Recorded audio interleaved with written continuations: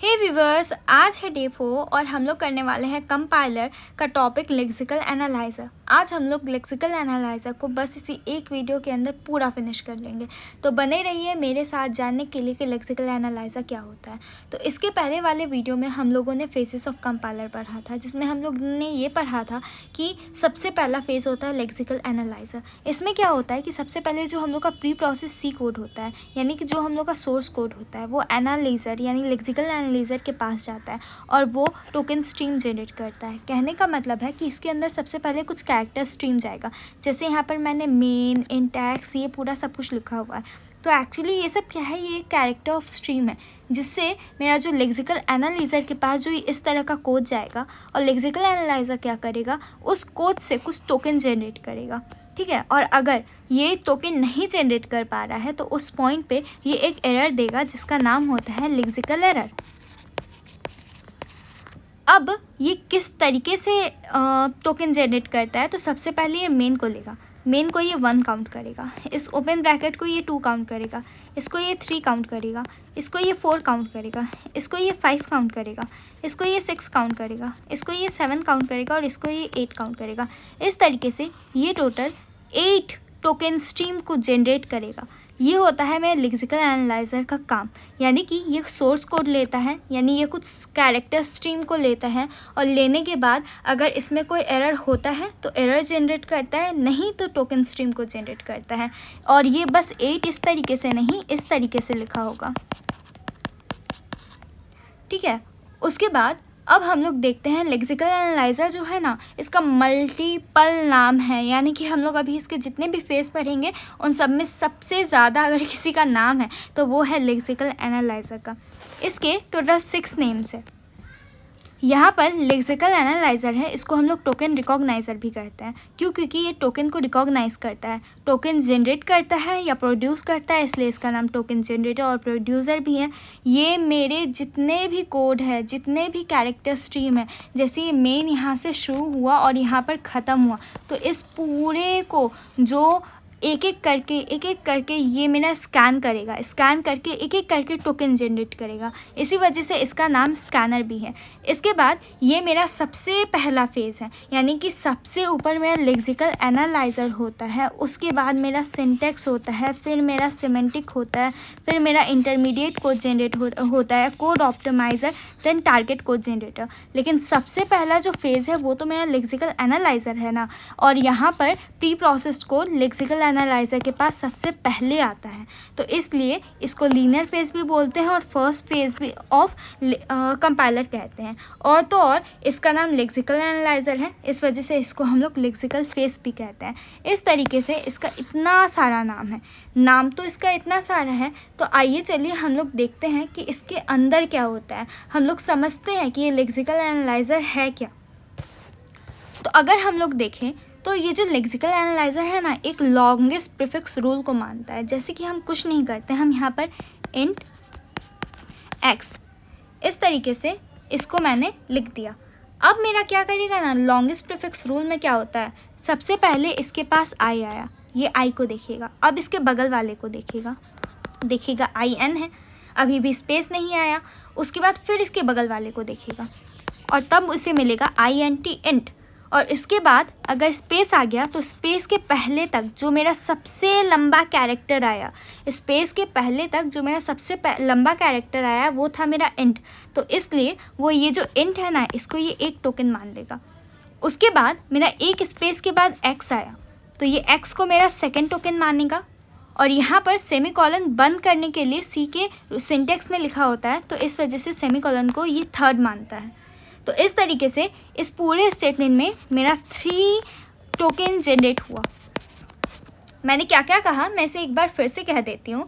जैसे मेरा i है, n है और मेरा t है, तो ये जो i n t है ना, ऐसे तो हम लोग इसको एक ही साथ लिखते हैं, और ये जब तक मेरा स्पेस नहीं आता, यानी कि यहाँ पर जब तक एक स्पेस नहीं आया, इसको ये एक ही टोकन माना।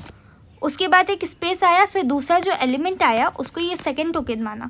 उसके बगल में जो मेरा सेमीकोलन है, इसको ये थर्ड टोकन माना। इसको अच्छे से समझते हैं। चलिए यहाँ पर जैसे कि मैंने एक कोड लिख करके रखा है, आइए चलिए हम लोग इस कोड से समझते हैं कि किस तरीके से मेरा ये काम करता है। जैसे कि ये इंट है, तो सबसे पहले आएगा, देखेगा इंट। जब तक मेरा स्पेस नहीं आता तब तक के लिए बस हमको देखना है, ठीक है। तो यहाँ पर इंट लिखा हुआ था, तो इस इंट को ये टोकन 1 मान लेगा। स्पेस आया, स्पेस को इग्नोर करेगा। उसके बाद इसको x मिला, x को ये टोकन 2 मानेगा। इसके बाद एक स्पेस मिल करके इसको इक्वल टू का साइन मिला, जिसको ये टोकन 3 मानेगा। 10 क्योंकि एक ही साथ है तो 10 को, ये पूरे के पूरे 10 को एक टोकन 4 मानेगा। इसके बगल में मेरा सेमी कॉलन है, ये इसको टोकन 5 मानेगा। उसके बाद आया मेरा कमेंट। तो जो लेक्सिकल एनालाइज़र है ना, ये मेरे कमेंट को और मेरे स्पेस को, वाइट स्पेस को इग्नोर कर देता है। तो इस वजह से ये जो मेरा कमेंट है, इसके लिए कोई भी टोकन जनरेट नहीं करेगा, इसको वो इग्नोर कर देगा इस तरीके से, जैसे कि ये कभी यहाँ पर लिखा ही हुआ नहीं था। उसके बाद मेरा मेन आएगा, तो ये मेन को लिखेगा, क्योंकि मेन एक साथ ही है, इनफैक्ट मेन कीवर्ड भी है, ठीक है। तो इसको ये एक टोकन मानेगा और इसको लिखेगा T6।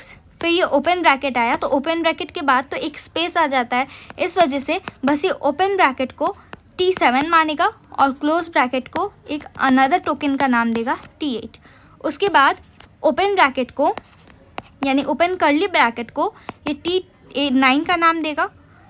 इंट को ये T10 बोलेगा, y को T11, इक्वल टू को T12,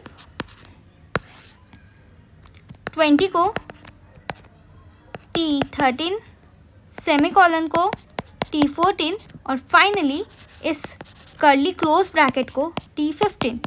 इसका कहने का मतलब है कि इसके अंदर जितना टोकन जनरेट हुआ उस टोकन का काउंटिंग है T15, यानी कि 1 2 3 4 5, इसको ये पूरे तरीके से इग्नोर कर दिया। ये 6, ये 7 8 9 10 11 12 13 14 15 टोकन ही जनरेट किया। इस तरीके से हम लोग का टोकन जनरेट होता है। और जितना भी मेरा स्मॉल यूनिट है ना, तो जैसे कि मेरा ये टोकन जनरेट हुआ, तो टोकन क्या है, मेरा स्मॉलेस्ट यूनिट है। ये इंट सबसे स्मॉल है, ये x सबसे स्मॉल है। तो जो मेरा सबसे स्मॉलेस्ट यूनिट ऑफ प्रोग्राम होता है ना, हम लोग उसको लेक्सिम कहते हैं, ठीक है। और जो टोकन है वो टाइप ऑफ लेक्सिम है, यानी कि टोकन जो है वो टाइप ऑफ लेक्सिम है। और तुम्हारा इसी वजह से हम लोग समटाइम ऐसा कहते हैं कि जो मेरा लेक्सिम है वो मेरा इक्विवेलेंट है टोकन के, ठीक है। तो जो मेरा लेक्सिम, मैंने क्या कहा, लेक्सिम है मेरा स्मॉलेस्ट यूनिट ऑफ प्रोग्राम। और जो मेरा स्मॉलेस्ट यूनिट ऑफ प्रोग्राम है, हम लोग तो यहाँ पर साफ साफ देख चुके हैं कि वो टोकन है, तो इसलिए हम लोग इसको लेक्सिम भी कहते हैं। अब चलिए आगे बढ़ते हैं। अब हम लोग टाइप्स ऑफ टोकन देखते हैं कि टोकन्स के टाइप क्या होते हैं। तो हम लोगों ने आइडेंटिफायर्स देखा है। आइडेंटिफायर कहने का मतलब है वेरिएबल, जो हम लोग वेरिएबल बनाते हैं। वेरिएबल्स क्या होते हैं, कंटेनर होते हैं। जैसे मैंने ए बनाया, इंट ए बनाया, तो यहाँ पर जिस ए है, मिस ए का बात कर रहे हैं कि ए एक आइडेंटिफायर है, इस इंट को हटाता है। तो ये मेरा एक आइडेंटिफायर है, यानी जितने भी टाइप ऑफ वेरिएबल्स हैं, जितने भी वेरिएबल्स हैं, वो सब मेरे एक टाइप हो गए टोकन के वेरिएबल्स। जितने भी कीवर्ड है, सी लैंग्वेज में मेरा 32 कीवर्ड्स है। 32 कीवर्ड्स कहने का मतलब इंट एक कीवर्ड है, फ्लोट एक कीवर्ड है, कॉन्स्ट एक कीवर्ड है, इफ़ एक कीवर्ड है, इल्स एक कीवर्ड है। इस तरीके से मेरा टोटल 32 कीवर्ड है। और ये सब के सब कीवर्ड्स भी मेरे टोकन्स में आता है। एक कीवर्ड इक्वल टू एक टोकन। और मेरा जितना भी ऑपरेटर होता है, ऑपरेटर कहने का मतलब है प्लस, माइनस, गुना, भाग, ये सारे के सारे जो मेरे ऑपरेटर्स हैं, वो सब के सब मेरे एक एक टोकन कहलाते हैं। यानी प्लस को मैं एक टोकन कहूँगी, माइनस को दूसरा टोकन कहूँगी, इंटू को तीसरा टोकन कहूँगी। उसके बाद लिटरल्स, ये जो लिटरल्स होता है, लिटरल्स कहने का मतलब है मेरा इंटीजर, मेरा फ्लोट, मेरा स्ट्रिंग, ये सब मेरे लिटरल्स है। ये सब खुद एक एक टोकन होता है। इसके बाद जो मेरा स्पेशल सिंबल है, जैसे सेमी कॉलन, उसके बाद open bracket, close bracket, curly braces, इस टू, ये सब के सब मेरे स्पेशल सिंबल, ये सब के सब भी एक एक टोकन है। यानी कि जब मैं सेमी कॉलन आएगा तो इसको हम एक टोकन करेंगे, इसको सेकंड टोकन, इसको थर्ड टोकन, इसको फोर्थ टोकन। इस तरीके से मेरा टोकन काउंटिंग होता है। और अब आइए चलिए देखते हैं कि किस तरीके से हम लोग लेक्सिकल एनालिसिस में एरर्स को देखते हैं। तो जैसे कि यहाँ पर हम लोगों को एक वेरिएबल डिक्लेरेशन लिखा हुआ है, ठीक है, जिसमें सबसे पहले लिखा हुआ है इंट, और इंट शुरू हो रहा है एक डिजिट से। अब मैं आप लोगों को बता दूं कि लेक्सिकल एरर कहाँ आता है। अधिकतर लोगों को पूरा लेक्सिकल एनालिसिस चैप्टर के बारे में पता होता है, लेकिन ये नहीं पता होता कि एरर कहाँ आता है। तो हम लोग यहाँ पर वही और बहुत ईजी तरीके से देखेंगे। जहाँ पर हम लोगों का ग्रुप नहीं बन पा रहा, ग्रुप नहीं बन पा रहा है, जहाँ पर हम लोग का ग्रुप नहीं बन पा रहा है, मेरा एक सीक्वेंस यहाँ दिया हुआ है और अगर इस सीक्वेंस में कोई ग्रुप नहीं बन पा रहा है, उस पॉइंट पे मेरा लेक्सिकल एरर आता है। कहने का मतलब क्या है, सबसे पहले तो मैं इसे मिटाती हूँ। मेरे कहने का मतलब ये है कि इंट एक टोकन बनेगा, स्पेस से सेपरेट हुआ, ये एक टोकन बना। लेकिन हम लोग सी में ये चीज़ पढ़े हैं कि कोई भी मेरा वेरिएबल डिजिट से शुरू नहीं हो सकता, स्पेशल सिंबल से शुरू हो सकता है, ए से शुरू हो सकता है, डॉलर से शुरू हो सकता है, किसी भी चीज़ से शुरू हो सकता है, लेकिन मेरा डिजिट से शुरू नहीं हो सकता है। लेकिन यहाँ पर मैंने डिजिट से शुरू किया है, तो क्योंकि मैंने यहाँ पर डिजिट से शुरू किया है तो यहाँ पर एक इनवैलिड सीक्वेंस मिला। इनवैलिड सीक्वेंस मिलते ही, यानी ये मेरा एक इनवैलिड सीक्वेंस है, इनवैलिड सीक्वेंस जिसका कोई ग्रुप नहीं बन सकता, तो इस वजह से यहाँ पर जो एरर आएगा वो होगा लेक्सिकल एरर। उसके साथ साथ एक दूसरा मेरा एग्जांपल दिया हुआ है, जैसे कि यहाँ पर मैं लिखूँ 02A3, ठीक है। तो जो चीज़ मेरा सी के लैंग्वेज में 0 से शुरू होता है उसको हम लोग ऑक्टल कहते हैं। हम लोगों ने डेफिनेटली अगर सी पढ़ा है तो ऑक्टल के बारे में, हेक्साडेसिमल के बारे में पढ़ा ही होगा। अगर आप लोगों ने नहीं पढ़ा है तो आप लोग, मेरा सी के ऊपर एक सीरीज़ चल रहा है, आप लोग उस सीरीज़ को जा कर के देखिए, वहाँ पर से आप लोग को सी लैंग्वेज के बारे में सब कुछ बहुत डिटेल में जानने को मिलेगा। लेकिन फ़िलहाल मैं अभी कंपाइलर पे रहती हूँ। जो मेरा ऑक्टल है, ऑक्टल क्या होता है, जैसे कि मेरा जो भी डिजिट 0 से शुरू होता है, इसमें 0 से लेकर के 7 तक, यानी कि टोटल 8 नंबर होते हैं जो हो सकते हैं, जो कि 0 से लेकर के 7 तक हो सकते हैं। 0 1 2 3 4 5 6 7। हम लोग जो नॉर्मली पढ़ते हैं ना वो डेसिमल होता है, जो कि 0 1 2 से लेकर के 9 तक होता है, यानी कि डेसिमल का मतलब टोटल 10 डिजिट, ऑक्टल का मतलब टोटल 8 डिजिट, और हेक्साडेसिमल का मतलब टोटल 16 डिजिट, जो कि मेरा 0 से लेकर के F तक होता है। 0 से लेकर के, जैसे मैंने 0 1 2 3 4 5 6 7 8 तक लिखा, उसके बाद फिर कैपिटल ए होता है, 9 तक लिखा। कैपिटल ए होता है मेरे 10 के लिए, कैपिटल बी होता है 11 के लिए, कैपिटल सी होता है मेरे 12 के लिए, कैपिटल डी होता है मेरे 13 के लिए, कैपिटल ई होता है मेरे 14 के लिए, और कैपिटल एफ होता है मेरे 15 के लिए। तो ये टोटल होते हैं मेरे हेक्साडेसिमल के अंदर।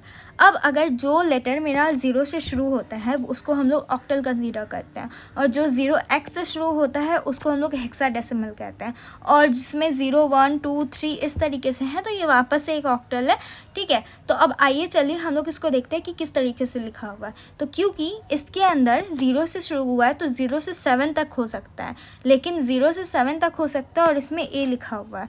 तो क्योंकि ए लिखा हुआ है तो ए लिखने की वजह से ये एक इनवैलिड सीक्वेंस है, तो यहाँ जो एरर आएगा वो होगा लेक्सिकल एरर। उसके बाद यहाँ पर जो मेरा सीक्वेंस दिया हुआ है, इसमें स्टार्टिंग में 0x है, इसका मतलब ये हेक्साडेसिमल है, तो हेक्साडेसिमल है तो हेक्साडेसिमल में f एग्जिस्ट करता है, इस वजह से ये एक वैलिड टोकन है। उसके बाद यहाँ पर 0 1 2 3 लिखा हुआ है, तो ये भी एक वैलिड टोकन है। अगर मेरा सिर्फ और सिर्फ कमेंट लिखा हुआ है तो इसको मेरा जो कंपाइलर है वो इग्नोर कर देगा, इसके लिए मेरा कभी भी कुछ भी प्रिंट नहीं करेगा। तो ये है लेक्सिकल एरर को लेकर के कुछ बात। तो आइए हम लोग सीखते हैं कि किस तरीके से हम लोग टोकन को फाइंड कर सकते हैं।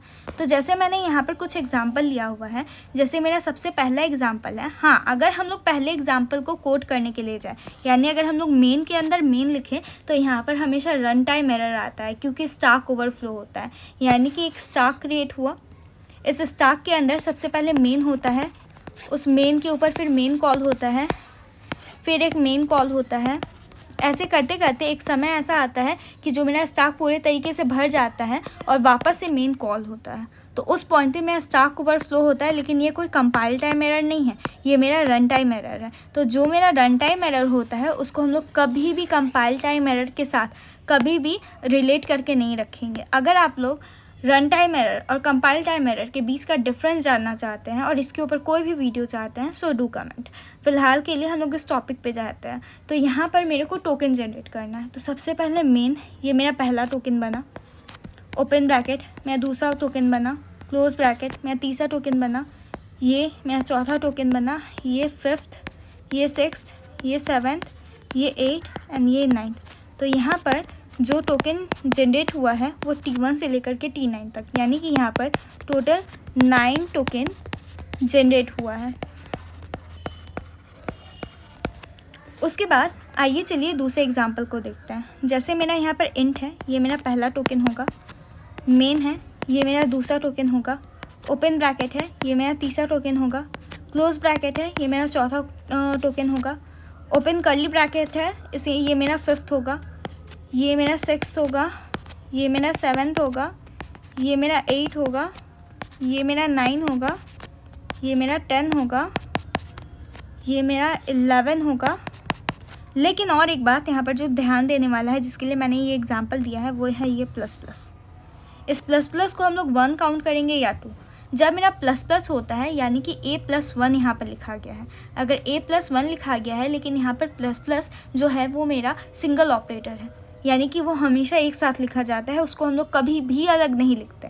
अगर हम लोग A+1 लिखते हैं तो वहाँ पर हम लोग 2 अलग अलग ऑपरेंड को लिखते हैं, तब जाकर उन दोनों के बीच में कोई ऑपरेटर लिखते हैं। लेकिन यहाँ पर तो हम लोग डायरेक्टली बस ऑपरेटर लिखे हैं। इस वजह से ये जो मेरा प्लस प्लस है ना, या माइनस माइनस है, वो मेरा सिंगल टोकन की तरह काउंट होता है। इसलिए यहाँ पर T11 के बाद बस T12 होगा, इसको हम बस T12 कहेंगे। उसके बाद ये मेरा T13 हो गया और ये मेरा T14 हो गया।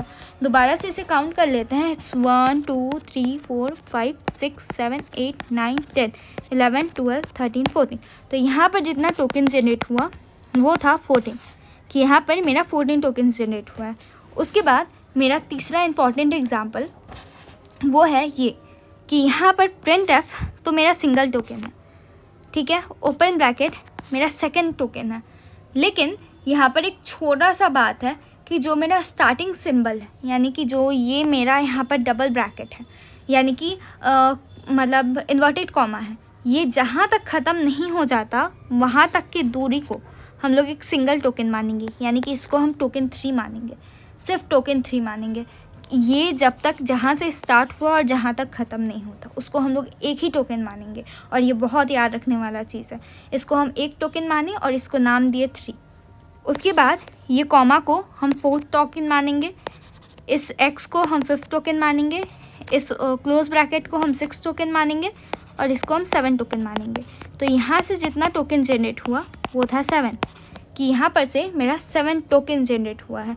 मैं एक बार फिर से सबको बोल देती हूँ जो मैंने बोला, कि जैसे मैंने पहले एग्जांपल में बताया कि ये रन टाइम एरर है, लेकिन इसका कंपाइल टाइम एरर के साथ कोई लेना देना नहीं है। तो कंपाइलर अपना टाइम करेगा ही करेगा, यानी कंपाइलर अपना काम करेगा ही करेगा। इस वजह से ये पहला वाला कंपाइल टाइम एरर में, लेक्सिकल एरर में कोई एरर नहीं देगा।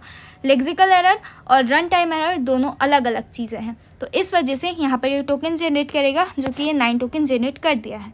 उसके बाद जो मेरा सेकेंड वाला एग्जाम्पल है, सेकेंड वाले एग्जाम्पल में मैंने कहा कि यहाँ पर जो इंपॉर्टेंट ध्यान देने वाला बात था वो था इस लाइन में मेरा प्लस प्लस। हम लोग प्लस प्लस ऑपरेटर क्योंकि साथ में रहता है, इस वजह से उसको एक काउंट करते हैं, ठीक है। और ये बस सिर्फ और सिर्फ प्लस प्लस के साथ होता है और किसी के भी साथ नहीं होता है। उसके बाद जो मेरा तीसरा एग्जाम्पल है, इस तीसरे एग्जाम्पल में मैंने कहा कि मेरा जो इन्वर्टेड कॉमा है वो जहाँ से शुरू होता है और जहाँ तक ख़त्म होता है उस दूरी को हम लोग एक टोकन मानते हैं। इस वजह से यहाँ पर मेरा 7 टोकन जनरेट हुआ है। और ये तीनों बात मैंने अपने तीनों एग्जाम्पल में कहा। और इसके अलावा आपको कभी भी अपने लाइफ टाइम में लेक्सिकल एनालाइजर में कोई भी एग्जाम्पल दे वो ईजी ही होगा और उसको डायरेक्ट टोकन जनरेशन की तरह आप लोग को देखना है और किसी भी नज़रिए से नहीं देखना है। ये 3 मोस्ट हार्ड क्वेश्चन है जिसको आप लोगों ने अगर समझ लिया तो लेक्सिकल एनालाइजर यूं ही हो जाएगा। उसके बाद मैंने यहाँ पर कुछ होमवर्क प्रॉब्लम दिया है आप लोगों के लिए, और वो ये है आप लोगों को अपने कमेंट सेक्शन में बताना है कि इसका आंसर क्या आएगा। एंड वेट, अभी मत जाइए, मैंने आप लोगों के लिए एक समरी पूरा डेफिनेशन को लेकर के आया है। जो मैंने पढ़ाया है वो है ये। आइए चलिए देखिए लेक्सिकल एनालाइज़र के बारे में हम लोगों ने अभी तक क्या क्या पढ़ा। हम लोगों ने जो सबसे पहले पढ़ा है कि ये सबसे पहले सीक्वेंस ऑफ कैरेक्टर को लेता है एज अ इनपुट, जिसको हम लोग कैरेक्टर स्ट्रीम भी कहते हैं, ठीक है। और सीक्वेंस ऑफ टोकन जनरेट करता है, जिसको हम लोग टोकन स्ट्रीम भी कहते हैं, ठीक है। ये होता है, ये हम लोगों ने पढ़ा लेक्सिकल एनालाइज़र के बारे में। इसके बाद हम लोगों ने पढ़ा कि ये लेक्सिकल एरर प्रोड्यूस करता है तभी जब भी कोई लेक्सिकल एरर होता है तो। उसके बाद ये क्या करता है, ग्रुप करता है वन और मोर कैरेक्टर को। कब तक ग्रुप करता है, ध्यान देने वाला बात है, जब तक कोई स्पेस नहीं आ जाता तब तक वो उस पूरे के पूरे कैरेक्टर स्ट्रीम को ग्रुप करते रहता है। उसके बाद क्या है, ये लॉन्गेस्ट प्रीफिक्स रूल मानता है, यानी कि जब तक मेरा इंट लिखा था मैंने, तो जब तक मेरा स्पेस नहीं आ गया तब तक के कैरेक्टर को ये एक टोकन मानेगा। उसके बाद ये टोकन को, कमेंट को और वाइट स्पेस को जानता है, ये टोकन जनरेट करता है, लेकिन मेरा जो वाइट स्पेस है और कमेंट्स है इन दोनों को इग्नोर करता है। तो ये था पूरा जितना भी लेक्सिकल एनालिसिस को लेकर के पॉसिबल बात हो सकता है, वो सब कुछ मैंने इस एक वीडियो में कवर किया है। वीडियो पसंद आया तो इसे लाइक शेयर सब्सक्राइब ज़रूर करना, और मैंने बहुत मेहनत किया है तो ज़रूर करना। Thank you for watching.